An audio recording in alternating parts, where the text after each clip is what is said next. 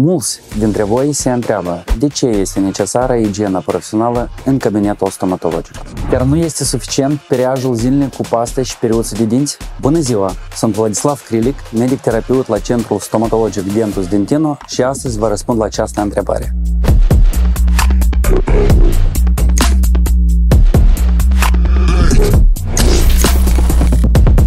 Periajul dentar, efectuat acasă, nu ajută complet la înlăturarea tartrului și a plăcii bacteriene, adică o peliculă incoloră ce se acumulează pe dinți și sub gingii. Neglijând acest aspect, riști să te trezești cu carie dentare, gingivită, adică inflamarea și sângerarea gingiilor, parodontoză, absces dentar, ceea ce presupune infecția la nivelul dintelui sau a gingiei. Pentru dinți și gingii sănătoase, vă recomandăm să vizitați medicul stomatolog 2 ori pe an, inclusiv să realizați procedura de igienizare profesională. Doar astfel veți preveni bolile parodontale. Acasă, îngrijirea cavității bucale presupune periajul dentar, periajul limbii, folosirea aței dentare și, la necesitate, apă de gură.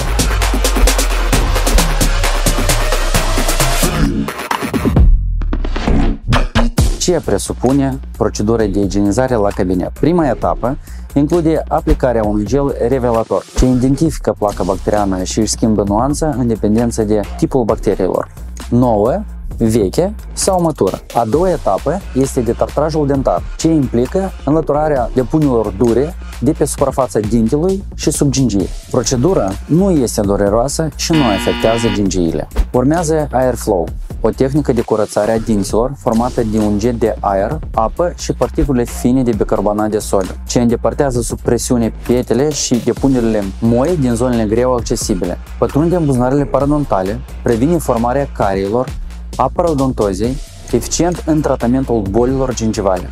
Ultima etapă este periajul profesional. Se periază și se lustruiește suprafața fiecărui dinte pentru a preveni acumularea ulterioară a plăcii bacteriene.